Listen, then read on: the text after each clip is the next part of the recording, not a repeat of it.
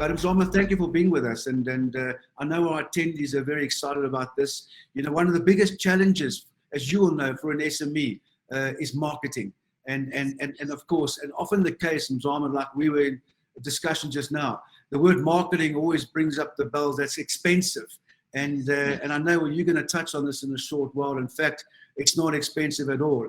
There's incredible solutions out there provided by Google. But Mzamo, I'm not going to go further.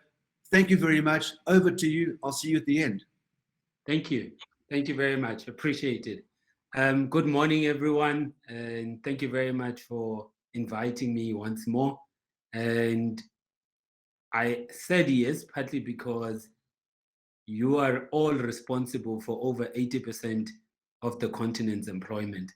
And you're technically responsible for over 80% of the country's livelihoods. And without you, there will be a lot of people who are doing well.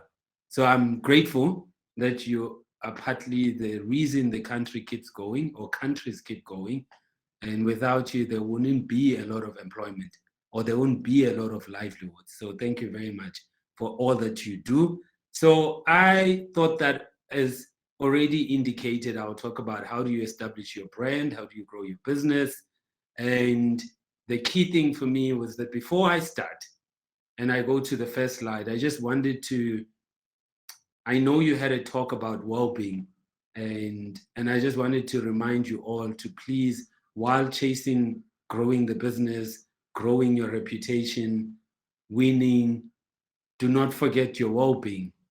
And I always remind people that last year my brother, older brother, committed suicide. So he hanged himself, and he not only just hanged himself, but he also hanged my nephew, his son, 8 years old. And I'm going to therapy for that as much as I can to just try to deal with it. So, and the only key thing I can say to all of you is that please don't forget your glass balls while chasing sponge balls. And your glass balls is really, don't forget your life, your health, your well-being. Don't forget relationships. They truly matter, and they keep us happy and healthy. Nurture them before you need them. Don't forget those two things, your relationship with others. Don't forget the relationship with yourself. Because if you forget those two things, no matter you're growing a business, you're making shitloads of money, unfortunately, you won't enjoy it anyway.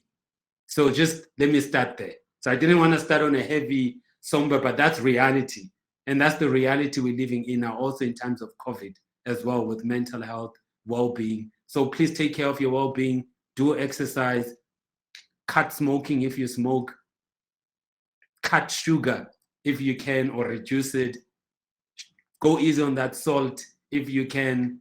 Just do the best you can for yourself and your loved ones as much as you can. Now, let's go to how do you grow a brand and how do you grow a business? All of you, most businesses, actually what I found is that most of the small businesses are micro businesses. The research tells us this, that they are one-person business. Gone are the days where we used to use the word one-man business, which is actually wrong. I didn't realize this, even for my own kind of ignorance, that over 58% of businesses, micro businesses in the continent, are actually woman-led. I've always used the word businessman, which is actually ignorant on my part. Majority of businesses are actually woman-led. And so there's a lot of work that is happening, that when you're building a business and building a reputation, you are the business and the business is you. So you actually cannot separate yourself always in the early stages, the first 5, 10 years of building that business. So it does matter that you remember that all you are building is a reputation, and all you are selling is a reputation. And the reputation really is winning plus strong values. You have to love winning, and you have to fall in love with winning, and then you also have strong values. And the example I always give business people is our politicians in the continent, some, not all, but majority of them, they fail on 2 things. They fail on winning, which is winning is based on competence. You must know what you're talking about, and you must be able to do what you claim you know. The second one is strong values, which is respect for people, respect for the opportunity, and also respect for each other, which most politicians don't seem to have. They fall low on respect for the profession and the job that they've been given, which is to serve others, and they fall low on competence. And you can't have low competence and low values. That's a bad start for reputation. So that's the first thing is, and if you start your business, as you go grow your business, just always please remember, you are there, you are selling a reputation. The next slide. I did it in equations because I like equations. I'm a mathematician by training and a statistician, so I always like equations and shortcuts. The other thing you must remember really as well is all you are selling is trust. Some people say it's not even trust, it's hope. And what builds trust, again, is values, character, plus competence, which is sell us a product that works. And I know there's a new craze now where people are saying, buy black, or buy South African product, buy a Nigerian product, buy only South African, buy only Nigerian or Kenyan or Congolese, or buy only because it's women, buy only because it's LGBTQ. The truth of the matter, no one buys product because you're black, and no one buys it because you're a woman. No one buys it because you're LGBTQ. They buy it because it works. Can you just focus on products that work? And you can wrap it over time, maybe on your blackness. But if you're only going to sell it on race, and you're going to sell it on gender, or you're going to sell it on sexual orientation, or you're going to sell it on nationality, that is not the best formula for creating great brands and great businesses. So I would like to focus on competence, which is products that work and solutions that work. And then the last thing, of course, you do it consistently. You must do it with consistency, because you can't have trust. I'm sad to say this, but I'm an Arsenal fan, and I'm also a Kaizer Chiefs fan, and I'm also a Stormers fan, which actually I shouldn't be counting all those three teams because really they break my heart. And one of the reasons they break my heart is just inconsistency. I see someone here is a Liverpool fan, and all of a sudden now Liverpool fans are happy because now what are they? Why are they happy? They are winning consistently over time. Arsenal, no winning, inconsistent over time. Okay, I'm not going to talk about Kaizer Chiefs. That's like on another level of not winning, inconsistent over time, which hurts the brand and it hurts trust as well. The next slide. The thing is, everyone's always asking me, like, what is the thing that you can summarize as growth for a brand and a business? Whether you're talking about personal branding, or you're talking about a service, or you're talking about a tangible product. And I've said to them, in all the stuff that I've been looking at, I've been doing this stuff now for 26 years, and I've been a CMO for almost 2/3 of that 26 years. And one of the things I always say to people is, you need first to have a useful, helpful service or product. It has to be. The number one reason for most businesses fail is absence of a relevant need. 60% plus of all businesses fail because there is no need. I once said on something similar to like assessing businesses and helping entrepreneurs pitch. And this person came and pitched a solution where it helps you like not need to touch the toilet paper, and you can wipe your bum without touching the toilet paper. And I was saying to him, what's the solution? How is this helpful and useful? Maybe it's helpful and useful to you. And be careful that you run a business on me research. And just because you like things or you don't want to touch a toilet paper anymore doesn't mean that there's a need for it. So some of these things, like, we just need to have a useful, helpful solution first. The second thing is, if it is not visible mentally visible, physically visible, it is not known. It's like relationships. I was telling my students the other time, if you want to be in a relationship, first, you must be visible that you want to be in a relationship. Whether you do it via Tinder, or you do it Facebook, Instagram, or you do it in any other platform, you go on YouTube and create a video that you want to be in relationship. But first, people need to know you exist, and you must put yourself out there. And people need to know you're single. It's the same as running a business. If we don't know you and you're not visible, then there's no point. So you need to be visible, not just visible physically. You also need to be visible mentally. Because most of the time, the reason you see Coke branding everywhere, or MTN or Vodacom everywhere, is because their job is to refresh memory structures. Everyone needs to refresh a memory structure. You need to be remembered. Because remember, I have more important things to do. As I get closer to age 50, I'm few years now to 50. As a man, I'm also thinking about other important things like erectile dysfunction. That's something I'm thinking about now. So I'm not going to be thinking about your brand. I'm thinking about more important things, how to get laid most of the time. So if you're going to think that your brand is more important, it's important to you, but it's not important to my everyday life. Your job is to make it visible to me daily so that you refresh my memory structures daily. The second part is available. It's not good enough just to be visible. You must also be available. I mean, I picked up a pamphlet recently and I wanted to fix a roof leak with my partner. And we called this gentleman on that pamphlet who has an amazing ad. And I also went online and I Googled roof solutions or leakage solutions, and I found top 3. I also pinged or text those people because they are online. So I contacted them online. Out of the 4, 3 responded. 2 were unavailable, rudely unavailable, no getting back to me, no saying why they want. The one was amazingly available, not only just visible online and visible offline with the pamphlet, they were also visible online because I started my research online. And then by accident, I saw this pamphlet at a shopping mall, and the 2 convinced me that this is someone I need to contact.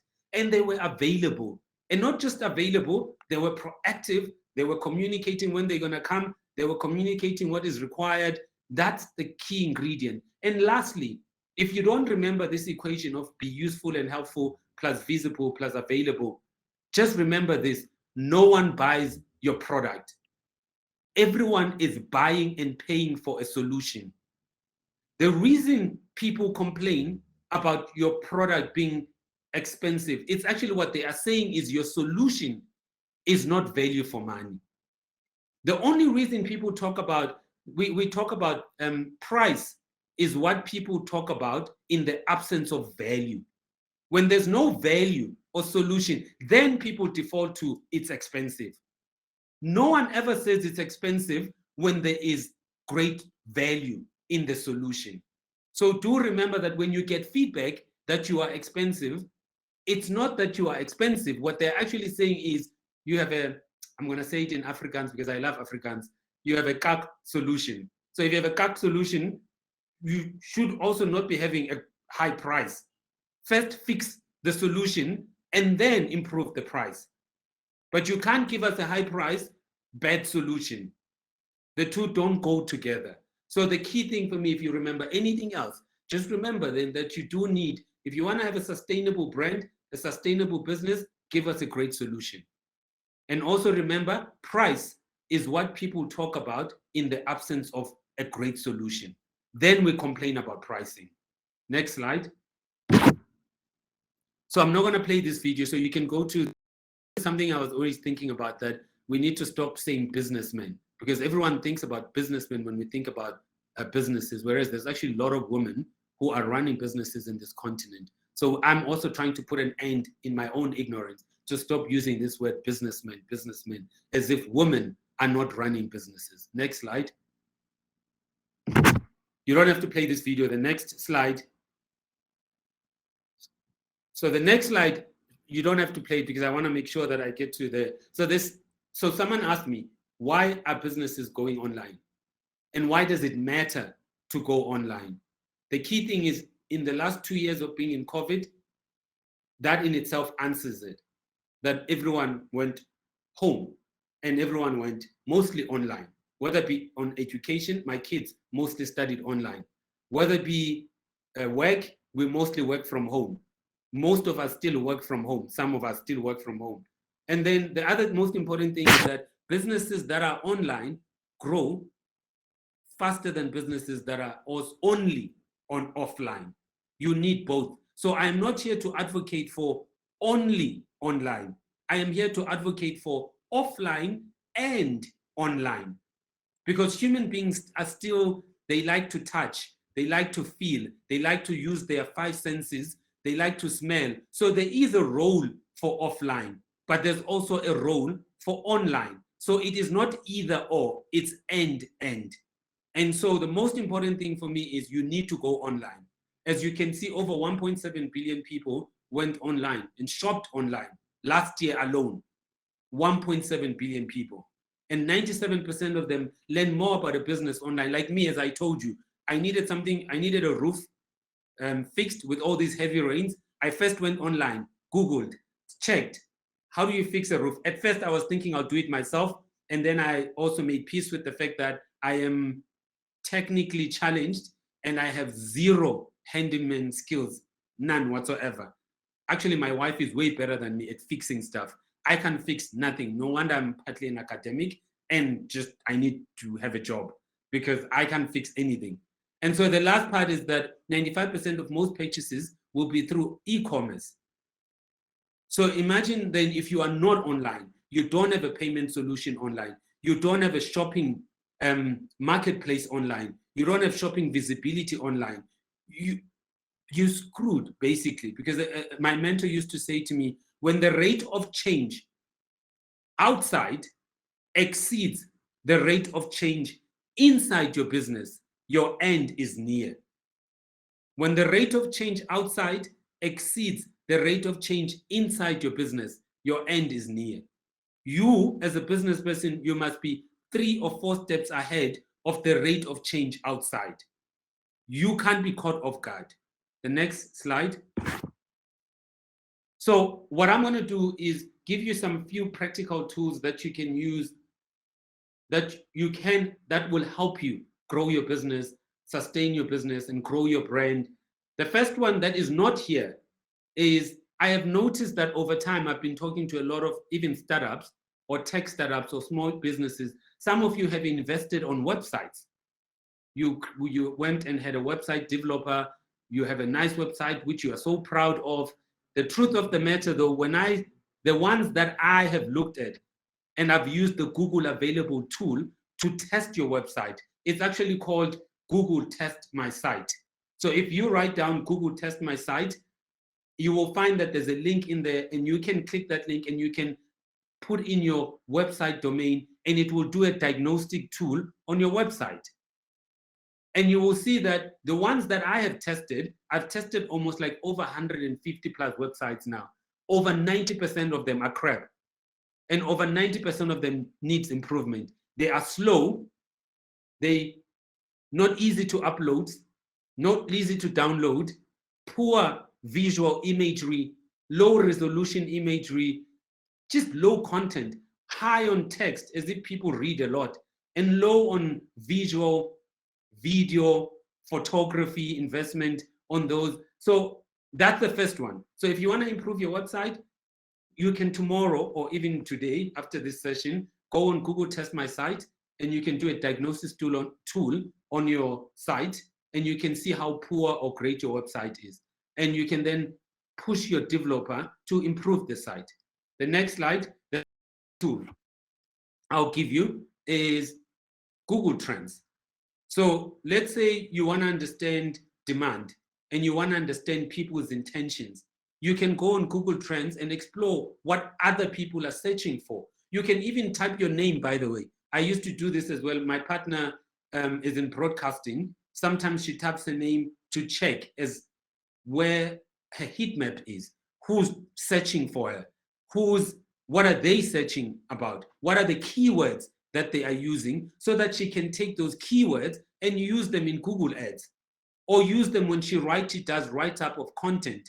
So there's an area you can use, like this is a tool you can use again today or tomorrow, which is called Google Trends, which helps you understand demand, which helps you. Remember, when people are searching, what it is telling us is their intention.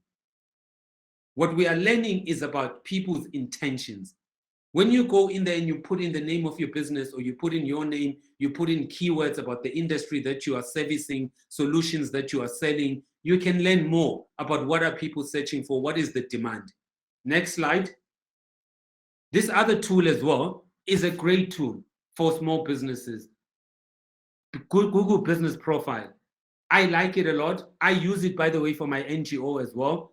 I have an NGO, and I created a business profile for the NGO where I'm now verified and listed, the NGO, and I use it to raise funds for the NGO.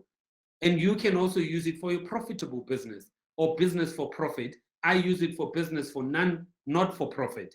And you can use it for both. And what is amazing for me is that I don't have to pay anyone to develop a website. It's got an already well-optimized website. I can also get analytics. If I am vetted and verified and listed, I can also get Google Analytics. I can also show up on maps. I can also show up in search. When people Google my NGO, it pops up. And I can also get contacted by people. I have more visibility.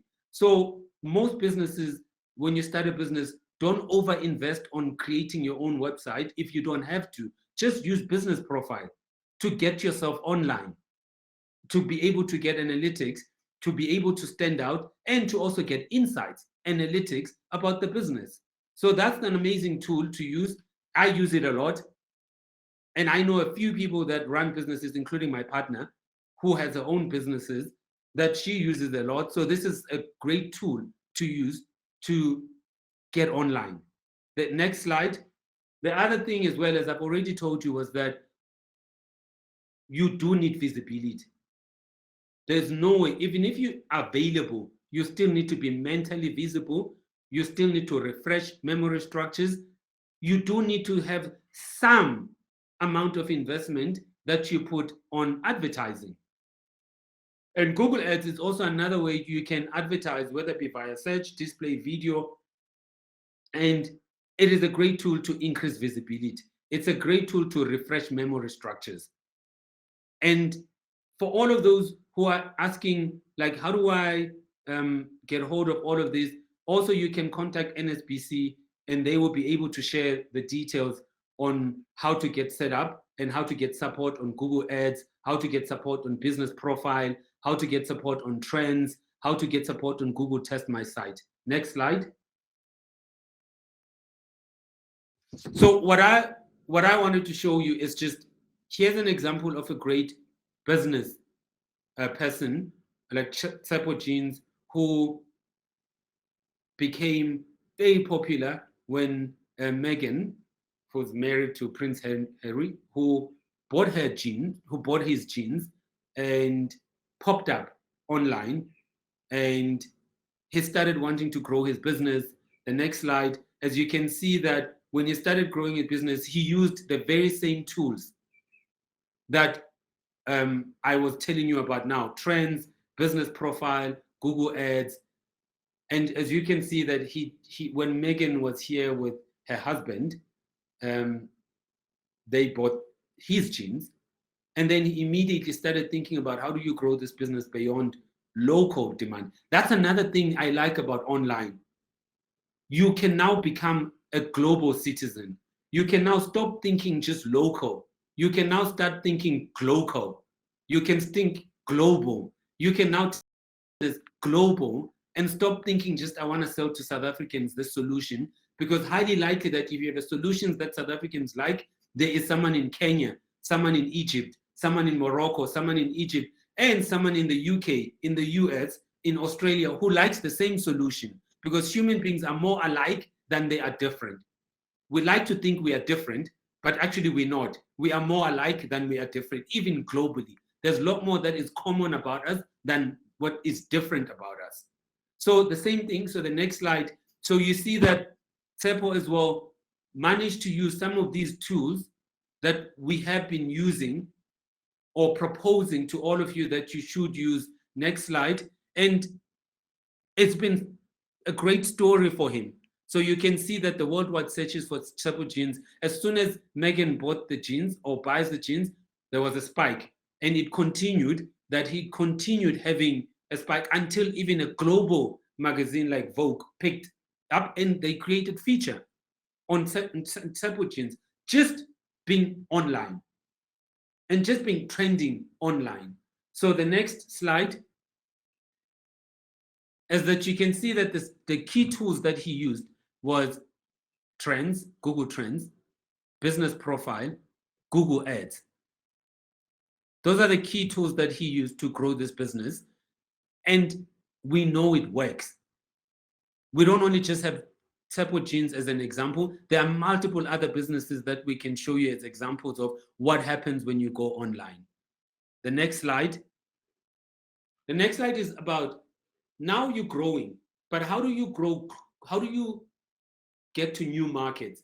Because that's what a business needs to do, is to find new users and make those new users use or buy. And now, how do you do that? There's another tool you can use if you want to take your business to new markets, which is what Tshepo jeans also did, which is what actually Maxhosa Africa, led by Laduma, did, is you use Market Finder. This is an amazing tool that you can also use that will help you expand your business beyond your current territory, beyond your current boundary called South Africa or Kenya or Nigeria. How do you expand beyond that? Because that's what you want to do with your business, is to take your business to new markets using this new amazing tool called Market Finder. And this is an amazing tool to use that helps you figure out how to take your business to new markets. The next slide. So you are growing your business. Let me just show you this video because that will bring it to life to see what someone has done that some of you might know, who is South African but has grown their business outside South Africa.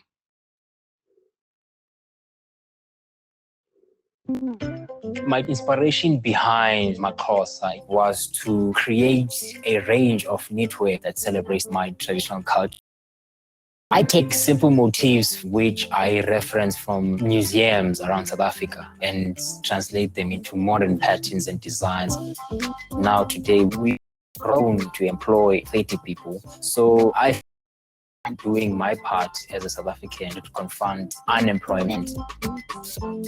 Google has changed the way that I foresee the future of my brand. Half of our website visits have come from Google. And Google My Business has led to an increase of people visiting our stores. Someone would search for African fashion and our search would be high up where people can just press a button and purchase. What Google is offering is an exciting evolution that is happening globally. It feels epic to have Americans buying our brands that I used to watch on TV and now I watch them modeling our clothes. It feels unbelievable. Google are helping me achieving my dream of taking my Xhosa culture to the rest of the world.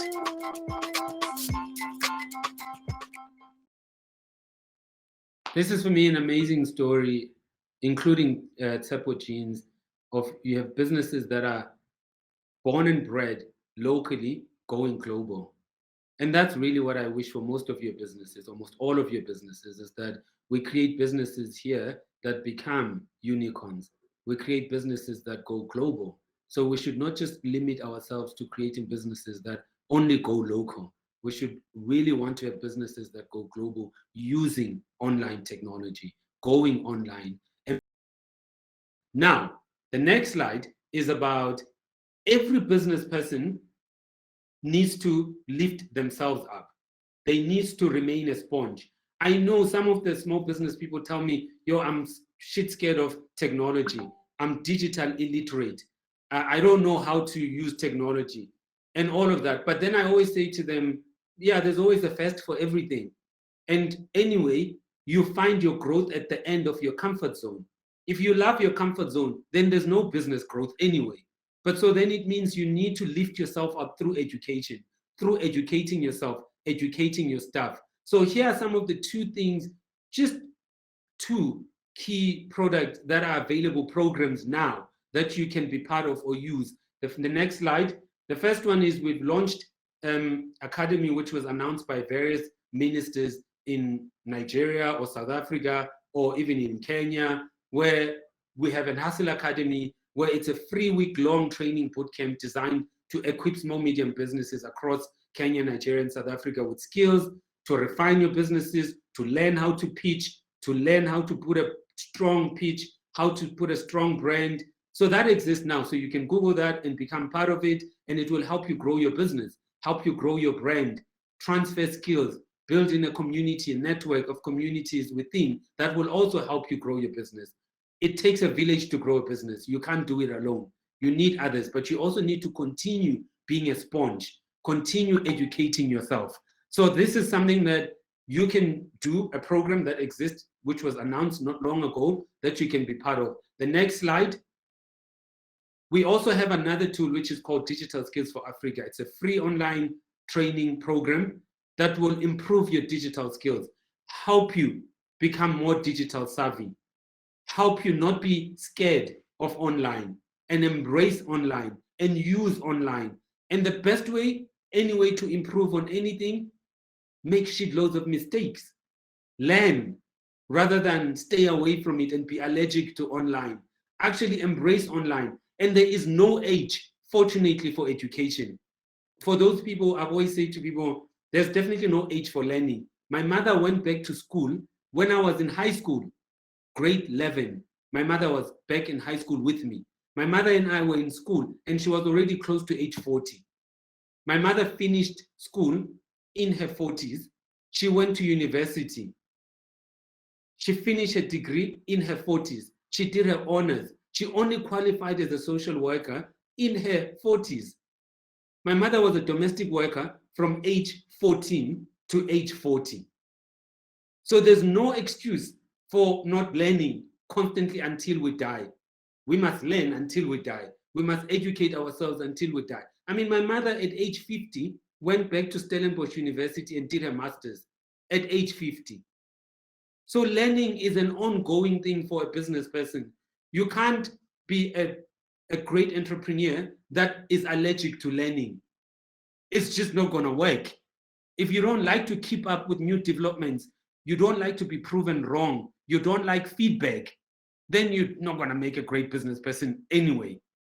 You need to surround yourself with great feedback, radical kind of feedback. You need to learn new tools. Digital skills is one of the ways you need to digitally transform your business. You do that by continuing learning about digital, continue making sure that digital is top of mind in your space. Then not only should you learn about that, I also know, next slide, that most businesses are also worried about safety. You don't have to play this video. The next, they're also worried about safety. Now, if you're worried about safety and privacy, there are things that you can do, not only for yourself, but also for your kids as well, to make sure that your kids stay safe online. It matters to be concerned about digital safety, digital security, digital privacy, and you're running a business, so you don't want to not be safe, and you want to make sure that there's privacy.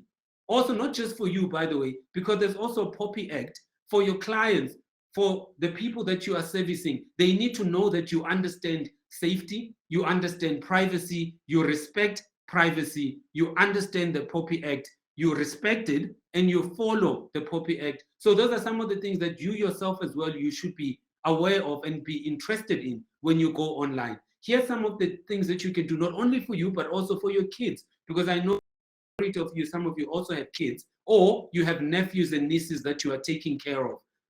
The next slide. So the next slide really is about, here's a program that we are running, we've been running for a few years now. It's called Be Internet Awesome, Be Internet Strong, and Be Internet Brave, where you're helping kids to be safe confident explorers of the online world. We say kids, but I, as a parent of 5 kids, I've done this course because I needed, and I found it so useful. It's like some parents don't want to admit that we watch Disney or Pixar or cartoons. I've been at the movies where half of the movie is parents pretending they've taken kids to go watch a cartoon or Save Nemo. But actually, it's the parents themselves who love cartoons. But then they pretend like they took the kids there and they just there and they're nodding their heads and they acting like they're not enjoying the cartoon world. I'm one of those parents who enjoy cartoons. I love Disney. I love Pixar. I love the cartoon world. And I love anime. I love graphic designs. So, and I also, when I took this course, helping kids to be safe, I learned more than actually even for my kids. And then I also showed it to my kids to learn about how do you stay safe online? What should you be thinking about when you're exploring online? How do you become a confident explorer of the online world? So this is something that you can get your kids involved. I've also said to parents like who run businesses, get your kids involved in, they are digital savvy, let them help you with your business. If you are seriously have high anxiety with digital and you have high digital anxiety, then let your kids help you because they are digital savvy. Let them get excited by something that they are already excited about. Let them use digital to help grow your business. Make them your chief digital officer for your business. Give them super titles, even give them a business card to be excited about and build their CV anyway, early. Make them your digital officer, chief technology officer, chief digital officer, and stop distancing your kids from running your business. Let them get involved early. Let the kid next door get involved early. And you're helping them build their CV and you're helping them learn the digital world, which is what the world they should be ready for now, not for the future. So this is one of the tools that you can use to help increase your own knowledge and your kids' knowledge about privacy, safety, and security online. The next slide. So the next slide is, some parents were saying to me, I'm worried about the content that my kids are watching on YouTube. And I'm saying to them, oh, this is just to remind you, actually, there's YouTube Kids. You can use YouTube Kids, which is an app made just for children. If you are more worried about your kids using and consuming content that you don't want them to consume. And this is useful. I actually, by the way, watch YouTube Kids a lot. As I've told you, I like cartoons a lot. So I watch YouTube Kids as much as I watch YouTube Core, which is YouTube most adults watch, but I use both.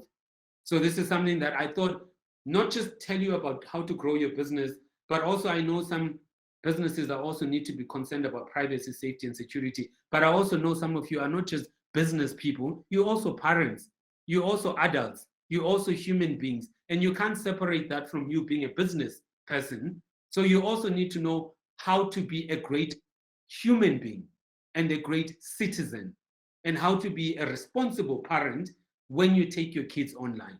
So these are some of the things that I hope will help grow your business, help grow your brand, and it will also help grow you as a human being. And if you want to remember the top 3 things that I've already told you about upfront was, please take care of your well-being. Please know that you are in the business of selling trust. Please remember you're in the business of selling solutions, not products, not services. And please lastly remember, don't sell your soul. Always protect your values and always protect your soul while making money. Make money responsibly and make money so that your kids can be proud of you when you are on a headline newspaper. You don't want to be on a headline newspaper that shows that you like a Louis Vuitton bag when it has lots of cash, like one of the politicians was on a headline newspaper recently, yesterday. You don't want that. You don't want your kids to read about you in that way. You want your kids to read about you that you're a great business person who understands being responsible, being sustainable, who wants to increase social impact, reduce mental impact while growing your business.